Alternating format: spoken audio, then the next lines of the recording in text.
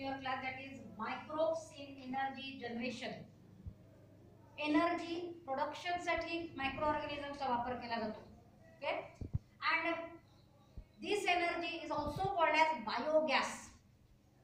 There may be producer gas, but producer gas is not explained here. There is the production of biogas. ही जी energy आहे ती. Why it is called biogas? Because they are the use of waste material of living organisms, animal waste and plant waste, and that's due to particular processing that the production of gas, which gas is used as a energy source, and hence that is called biogas. Here the raw material list in your book. ही मी तुम्हाला समजावून सांगत नाही. Raw material means material which is used to produce this. That is the raw material. काय काय वापरलं जातं त्याची list दिली आहे सुरुवातीच्याच या हेडिंगच्या खाली. पुस्तकातून ती तशीच्या तशी करायची. एका मार्कासाठी रॉ मटेरियल विचारलं जाऊ शकते. त्यात एखादं नाव सुटलं तरी चालेल. काय काय वापरतात याच्यासाठी एक नोट ठेवायचा, एक किंवा 2 मार्काच्या शिवाय. Then composition of biogas. जी बायोगॅस बोलू नका, जी बायोगॅस तयार होणार आहे, which is produced, what is the combination of that gas? There the common main product is methane.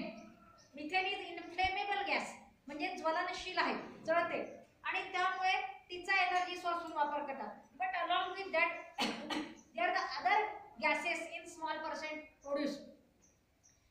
त्या गॅसचं कॉम्पोजिशन दिलं आहे सेकंड पॅरेग्राफ मध्ये. म्हणजे पॅरेग्राफचा नंबर खालीवर होऊ शकतो, पण सुरुवातीला प्रोसेस सुरू व्हायच्या आधीच्या भागामध्ये दिलेला आहे. एक पॅरेग्राफ त्याच्यात पर्सेंटेज दिलाय, नाव गॅसचं आणि पर्सेंटेज किती असते. कॉमनली थोडाफार फरक पडतो, तो इन ॲव्हरेज दिलेला आहे. त्याच्यावर पण तुम्हाला 1 किंवा 2 मार्काचा प्रश्न येऊ शकतो. 1 मार्काचा नुसते नाव जेवढ्या रेषेत लिहिता येतील त्याच्यातलं एखादं नाव सुटलं चालते, पण मिथेन सोडायचं नाही, कारण तो मेन आहे. नंतर 2 मार्कासाठी विचारलं तर थोडं जास्त विचारू शकतात, म्हणजे सगळ्या नावांना व्हॅल्यू देतील आणि अर्धा मार्क टाकतील. नंतर there are the 2 famous biogas producing plants. Those are in short form called as KVIC and RARI. Plant means project, त्याचा पूर्ण उपकरण जे तयार केलं. प्लांट म्हणजे झाड नाही. बायोगॅस तयार करण्यासाठी जसं आपण गोबर गॅस तयार करतो तो गोबर गॅस प्लांट म्हणतात त्याला. काही लोकांचं लक्ष बाहेर आहे, एक दूसरों के पैंट या पैर की तरफ है, इधर ध्यान दो. KVIC और IARI याचा लॉंग फॉर्म तुम्हाला इथे राहील, समजून जाण्यालायक आहे. ते आपण नंतर घेऊ, इथे व्हिडिओ मोठा होतो. याचा तुम्ही लॉंग फॉर्म माहित करू शकता. शॉर्ट फॉर्म मध्ये तुम्हाला पेपर मध्ये यांचे नाव विचारले जाऊ शकतात. Either for 1 mark, very short answer question, और इन मल्टिपल चॉइस ऑप्शन देऊ. Their property, it is renewable, means it can be produced again and again. फिर से तैयार कर सकते, क्योंकि रॉ मटेरियल तैयार होते रहने वाला है. एनिमल प्लांट वेस्ट बनते रहने वाला है, क्योंकि जब तक एनिमल और प्लांट है तब तक एनिमल से और प्लांट से वेस्ट मिलेगा, और उसी का यूज करके हम लोग फिर से बना सकते. मतलब ये खत्म होने वाली चीज नहीं. जो नेचुरल बन जाती है वो अगर फिर से तैयार नहीं हुई, बहुत टाइम लगता है, तो खत्म हो सकती है, लेकिन ये नहीं. नॉन कन्वेंशनल मीन्स ये पारंपरिक नहीं है. जैसे पारंपरिक तरीके से लकड़ा जलाया जाता था, लकड़े को जला के कोयला बना के कोयला जलाया जाता था, ये वैसा नहीं है. इसको थोड़ा प्रोसेसिंग करके बनाते और मोस्ट वैल्यूएबल बनाया जाता है. तो ये अपारंपरिक है, नॉन कन्वेंशनल का मतलब. Now the biogas production, actually the biogas production process is explained here. There are the 3 steps. Most of this process is anaerobic. Anaerobic respiration चे प्रिन्सिपल वापरून इथे केले जाते. There also the use of fermentation, म्हणजे actual जर micro organisms वापरले नाही आपण, तर त्यांच्यापासून प्रोड्यूस केलेल्या एन्झाईमचा वापर करून हे करू शकतो. नॅचरली गोबर गॅस मध्ये जी प्रोडक्शन होते सेम हे इथे आहे. आपण घरगुती गोबर गॅस मध्ये लहान प्रमाणात करतो, जास्त रॉ मटेरियल मिळालं तर मोठा, म्हणजे छोट्या गावाला पूर्ण पुरवू शकू, आपल्या छोट्या खेड्याला पुरवू शकू, एवढा करू शकतो. छोटीशी आपली इंडस्ट्री आहे, जशी पापड कंपनी आहे आपल्या देवरीला, अशा छोट्या कंपनीमध्ये त्या कंपनीसाठी पण इंधन म्हणून वापरला जाऊ शकतो. अशा पद्धतीने हा एनर्जी सोर्स तयार केला जाऊ शकतो. There are 3 steps. when the question on the process how to produce हे तर तिथे 3 स्टेप्स वापरले जातात. Hydrolysis, second step acidogenesis and third is methanogenesis. These names of steps tell us what happens in that step. स्टेपच्या नावावरून आपल्याला कळते तिथे काय होते, त्याच्यामुळे आपल्याला लक्षात ठेवायला सोपं जाते. इक्वेशन तुम्हाला पुस्तकात फॉर्म्युल्यामध्ये दिलं असेल तरी तुम्ही नावं लिहू शकता. फॉर्म्युला लक्षात ठेवणं कठीण आहे, कारण हा केमिस्ट्रीचा पेपर नाही म्हणून तुम्हाला फॉर्म्युला लिहिण्यास कंपल्सरी नाही. त्याचं नाव लिहू शकता, लक्षात राहते, दोन्ही लिहू शकता, काही प्रॉब्लेम नाही. फर्स्ट आणि सेकंड स्टेप मध्ये तिथे त्यांनी इक्वेशन करून दिलं नाही, पण मी इक्वेशन करून दिलं कारण लक्षात ठेवण्यासाठी. तिसऱ्या स्टेप मध्ये इक्वेशन 3 स्टेप मध्ये दिलंय different type of acid production म्हणून. त्या तुम्ही तीनही ठेवू शकता लक्षात किंवा इन जनरल ही घेऊ शकता. बिकॉज क्वेश्चन फॉर 3 मार्क्स, याला क्वेश्चन राहील 3 मार्काचा. 3 मार्काचा 3 स्टेप म्हणजे इच स्टेप ऑफ 1 मार्क, आणि त्याच्यामुळे खूप डिटेल लिहायची गरज नाही, परंतु त्याचं शॉर्टकट पूर्ण इन्फॉर्मेशन शॉर्टकट मध्ये लिहिलं तर पूर्ण इन्फॉर्मेशन जाते. खूप लिहायची गरज नसल्यामुळे या तिसऱ्या स्टेपच्या 3 इक्वेशनची अपेक्षा नाही. तीनहीचा मिळून लेफ्ट आणि राईट साइड कॅन्सल करू शकतो आपण, वेगवेगळे असेल तर, आणि एका वेळेला लिहू शकतो. एक तरी एक्झाम्पल देणे गरजेचं आहे. See here the hydrolysis or solubilization means here the raw material is react with water. Hydrolysis म्हटलं पाण्याने त्याला ब्रेक केले जाते. What the complex organic substances, complex organic compounds which are present in the animal waste, गोबर, urine and the plant waste, पानं, चारा, जो कचरा असतो त्याला आपण बारीक करून इथे टाकल्या जातो. And addition of water with that, and there with the air with the water, and we can add purposely, जाणून बुजून आपण काही मायक्रो ऑर्गॅनिझम्स इथे टाकू शकतो आणि ती प्रोसेस फास्ट करण्यासाठी मदत करू शकतो. लक्षात येत आहे? तर अशा पद्धतीने हे जे बॅक्टेरिया इथे वापरले जातात त्यांना म्हणतात hydrolytic bacteria. In this way there the reaction of complex organic substances with the water, and with the help of these bacteria, those are called hydrolytic bacteria. Hydrolysis process ला hydrolytic bacteria हे लक्षात ठेवायला सोपं आहे. they are the formation of simple organic substances, म्हणजे मोठ्या complex substance पासून simple पण ऑर्गॅनिक तयार झाला, म्हणजे याला पुन्हा ब्रेकिंगला चान्स आहे. In this way they are the next step acidogenesis. Acidogenesis means simple substances which are obtained in the first step. Those are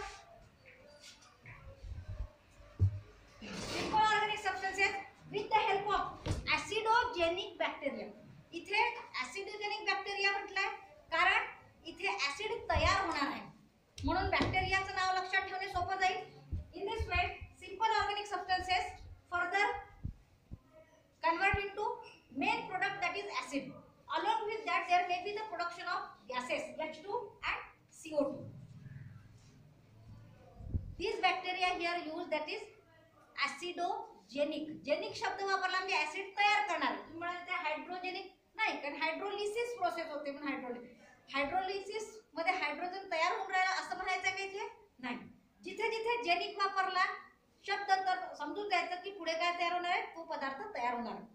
Acidogenic means acid तयार करणारा bacteria. Okay. Then in the third step methanogenesis means of course याचं नावच सांगते की methane तयार होणार आहे, म्हणजे तुम्हाला प्रोडक्ट लक्षात ठेवायला नावावरूनच सोपं आहे. खूप पाठ करायची गरज नाही, खूप अभ्यास करायची गरज नाही. ऑफ कोर्स बॅक्टेरिया ऑल्सो मिथॅनोजेनेसिस, तर बॅक्टेरियाचं नाव आहे मिथॅनोजेनिक बॅक्टेरिया. एक्झाम्पल दिले मिथॅनोजेनिक बॅक्टेरियाचे, लोकल नाव दिलेले आहेत आपल्या पुस्तकात. तो आठवलं तर ठीक, नाही आठवलं तर तुम्ही हे कॉमन नाव लिहा मिथॅनोजेनिक बॅक्टेरिया. पण वाचून जरूर घ्यायचे, कारण मल्टिपल चॉईस मध्ये काही विचारलं जाऊ शकतं, कॉमन नाव किंवा स्पेशल नाव. तर जे एक्झाम्पल आपल्या बुक मध्ये दिलं ते, पण इथे एक्सप्लेनेशन मध्ये कंपल्सरी नाही तुम्हाला लोकल नाव लिहिणे. In this way the acid which is formed in the second step, that acid further convert into methane. Main product is methane. Along with that there also the formation of gases, but according to raw material which is used, there the different type of acids are produced. These different type of acids acid असू शकते, आणखी कोणतं acid असू शकते. तर कोणता acid तयार झाला त्यानुसार त्याचं कन्व्हर्शन होताना मिथेनच्या सोबत काय प्रोडक्ट तयार होईल. तुमच्या पुस्तकात 2 रिएक्शन दिलेले आहेत. त्याच्यात 2 रिएक्शन मध्ये एक दिलेला आहे acetic acid. Acetic acid convert into methane plus CO2 only, not water. But formic acid convert into methane and water and CO2. Means here the additional water is formed. अर्थात formic acid का formula जिथे जसा आहे त्याप्रमाणे जास्त H2 आहे, जास्त O आहे, तर तिथे H2O पण तयार झाला. हा जो बारीक फरक आहे. पण मेन काय प्रोडक्ट पाहिजे, मिथेन हे असलंच पाहिजे. बाकीचे प्रोडक्ट आपल्याला आठवले नाही तर चालून जातील. आता बघा दोन्ही मध्ये काय काय कॉमन आहे. मिथेन अँड CO2 दोन्ही रिएक्शन मध्ये कॉमन आहे. Acetic acid and formic acid convert into methane and CO2. Formic मध्ये ऍडिशनल वॉटर आहे. आठवला तर लिहा, नाही तर नका लिहू. कन्फर्म नसेल कुठे तयार होतो तर लिहायचा नाही. म्हणजे ऍसिटिक मध्ये होतो की फॉर्मिक ऍसिडच्या वेळेला तयार होतो ते नाही माहिती तर लिहूच नका. कारण तुमची मॅक्झिमम म्हणजे तुम्ही 2/3 पार्ट करेक्ट लिहिलाय, तुम्हाला मार्क मिळेल. कन्फर्म नसलं तर चुकीचं लिहायचं नाही, नाही लिहिलं तर चालते. Then third, this CO2 is formed along with methane that again combines with water and again production of methane. तिसरी स्टेप आहे तुमच्या पुस्तकामध्ये CO2 plus water production of methane. म्हणजे CO2 आणि वॉटर जो एक्स्ट्रा तयार होतो तो तसाचा तसा राहतो का, नाही, त्यांच्यामध्ये पुन्हा कॉम्बिनेशन होऊन मिथेन तयार होते. In this way maximum methane is formed. This methane is inflammable. Inflammable means ज्वलनशील, जळणारा, and hence it is used for the as a energy source. तर गोबर गॅसचा उपयोग सगळ्यांना माहिती आहे. कशासाठी तयार केला जातो, स्वयंपाक करायसाठी मेन उपयोग. काही लोकांना दुसरे उपयोग माहित नाहीत, काहींना माहित आहे. तर लाइटनिंग ऑफ बल्ब, आपण जर पाईपलाईन अशी लावली तर आपण बल्ब पण पेटवू शकतो. अर्थात इलेक्ट्रिकची वायरिंग वेगळी राहील, ती वायरिंग वेगळी राहील, त्याला पाईपलाईन लागेल, इथे वायरिंग राहते, बरोबर आहे. म्हणजे इलेक्ट्रिक एनर्जी करंट तारेतून पास होतो, परंतु गॅस पाईप मधून पास होईल. तर लाइटनिंग पण केली जाते. स्ट्रीट लाईट पेटवायला पण, म्हणजे छोट्या गावामध्ये जर रस्त्यावर लाईट नसतील आणि आपल्या गावभऱ्याचा कचरा आपण जर का उपयोगात आणून एक प्लांट गावाच्या वर्गणीतून तयार केला तर पूर्ण गावाच्या रोडवर लाईट लावू शकतो. कारण खेड्यापाड्यामध्ये जनावर पण असतात, घरचा शेण तर उचलला जातो पण रस्त्याने जातानाचा शेण वापरू शकतो. किंवा सगळ्यांनी वर्गणी म्हटलं तर एक एक घमेल टाकला, तिथे पूर्ण गावाच्या लोकांनी एक एक घमेलची व्यवस्था केली. ज्याच्याकडे जनावर नाहीत त्यांनी लाकडं जमा केली, तर काही पाला जमा केला. गावभरामध्ये झाडं भरपूर असतात, त्या झाडावरून रस्त्यातच कचरा जरी उचलला गेला 13 minutes तरी हे होऊ शकते. लक्षात येत आहे. In this way this is the process for 3 marks.